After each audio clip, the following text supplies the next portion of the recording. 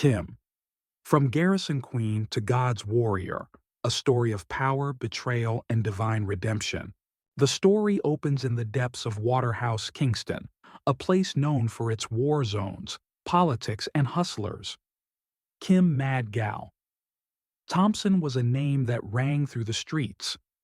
From a young age, she was raised in the heat of poverty, gunshots for lullabies, and the hard lessons of survival. Not just another ghetto girl, she was the queen of the streets. She wasn't born into royalty, but she ruled like one. Waterhouse was no playground, it was a battlefield, and Kim learned young that weakness meant death. Her mother, Miss Joyce, worked her fingers to the bone, selling in the market by day, washing clothes by night. Her father, a ghost.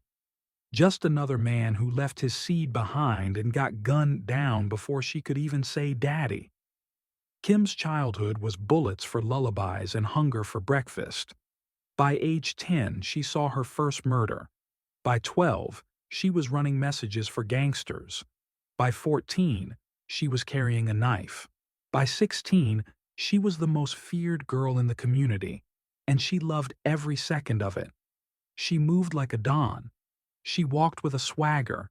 She had men twice her age begging for her attention, but she wasn't interested in love.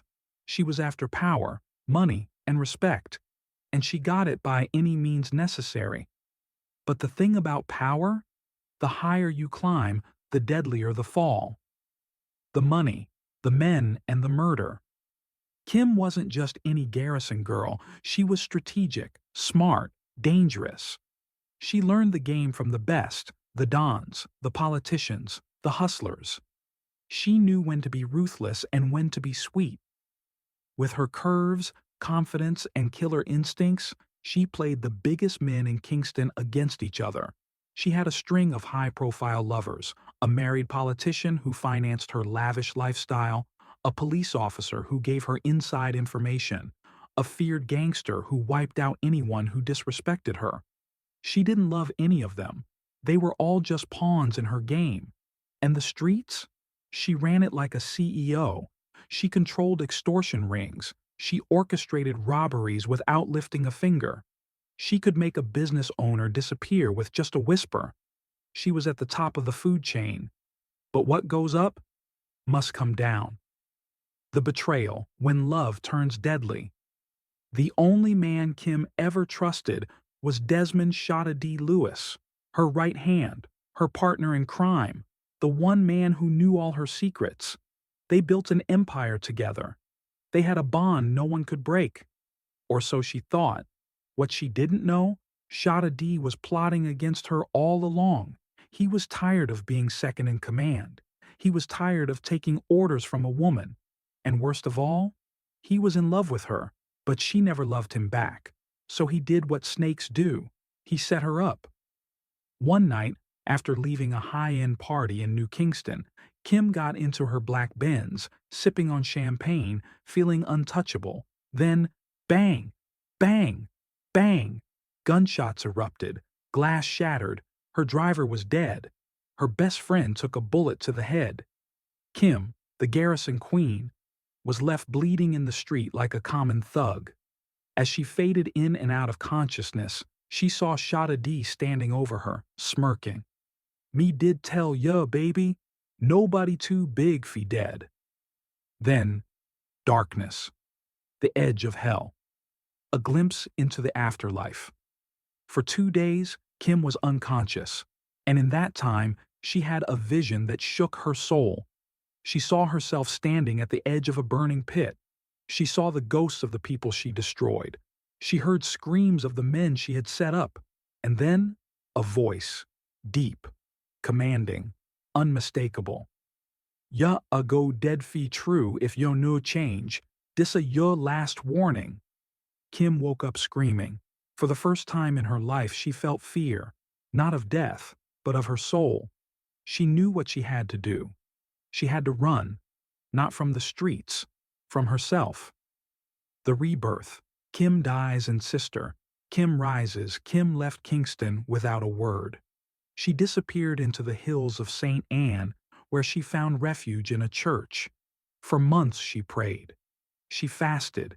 She faced every sin, every demon, every regret. One Sunday morning, in front of a packed church, she fell to her knees and gave her life to Christ. The streets mourned the loss of their queen, but heaven rejoiced for its new warrior. The dramatic twist. When the past comes knocking. Just when Kim thought she was free, her past came looking for her. One night, as she was locking up the church, a masked gunman appeared. Gun to her head. She recognized the stance, the way he breathed, the way his finger shook on the trigger. It was Shada D, her betrayer, her former right hand. Now, her executioner. Me shoulda killed you long time. Kim looked at him with no fear. If Yahafi kill me, do it. But me done with that life. Silence. Shada D's hand shook. Then, he dropped the gun, and for the first time in years, he cried. A message to the broken Kim became one of the most powerful Christian women in Kingston.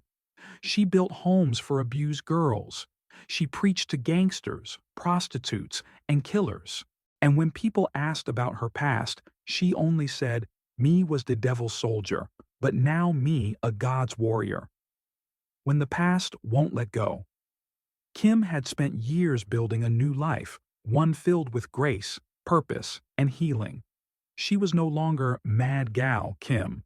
She was now Sister Kim, a woman of God, a mentor, a leader. She ran a shelter for abused women. She preached in the toughest communities, where police feared to go. She was even training young women to escape the Garrison life. But the devil doesn't let go that easily. And one night, her past came knocking again. Sound, loud knocking on the church door, rain pouring outside. Kim opened the door. Standing there, bruised, bleeding, shaking, was a young girl. Her name? Trish. And her story would change Kim's life forever. The girl who brought a war. Trish was just 17, a runaway.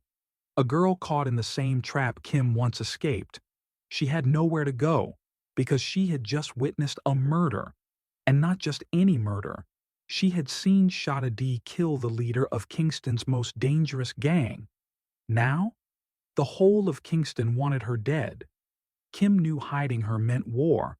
But how could she turn away a girl who was once just like her? She took Trish in. She gave her food, shelter, and protection. And that's when the threats started coming. Burning crosses were left outside the church. Gunshots were fired in the night. A single message: give her up, or everybody dead. Kim had a choice: hand over Trish and keep her new life safe. Stand up to the devils of Kingston and risk everything. She chose faith over fear. She chose war. The showdown, when the streets test your faith. Kim knew the only way to stop the bloodshed was to face her past, so she did the unthinkable. She walked straight into Shada D's headquarters. No security, no weapons, just her Bible and her faith. Soundtrack, soft gospel music playing in the background, tension thick in the air. Shada D sat on a gold-trimmed chair, a cigar in one hand, a gun in the other. "Kim, ya still love to play hero, eh?" Kim looked him dead in the eye. "This nah about me. It about D gyal. Let her go." Shada laughed. "Kim, you think God a go save you from this?" Kim stepped closer. "Me nu fraid. If me hafi dead fi dis, me ready. But you no see me did forgive ya. Me no hate ya again, Desmond." For the first time, Shada D looked shaken. No one had ever stood up to him like this. No one had ever offered him grace. But the streets don't run on mercy. They run on fear. And right now, the streets smelled of weakness. That's when one of Shada's own men turned on him. "Ya too soft, boss. Ya get weak. Time fi a new leader." Gunshot. Shada D fell. Shot in his own house by his own men. The same way he once set Kim up. But before he took his last breath, he looked at Kim and whispered, "Me shoulda listened to ya." Pray fee me soul. Kim held his hand as he slipped away. Then she stood up, looked the gangsters in the eye, and did something no one expected. She prayed for them. Right there, in the middle of a den of killers. Some laughed, some walked away. But some put down their guns. And that night, for the first time in Kingston's history, a gang laid down their weapons in the name of God. The legacy. When God uses the unlikely, Trish was safe. Kim didn't just save one girl, she saved a generation. The violence in Kingston started shifting. More men and women left the streets and came to church. Kim? She became a legend, not for violence, not for power, but for being the woman who took the streets for Christ. The lesson. Why this story matters today. No one is too far gone for God. The streets promise power, but only God gives peace. Your past doesn't define you, your future in Christ does. It takes courage to do the right thing. Sometimes, the hardest battles lead to the biggest victories. No one is too far gone for redemption.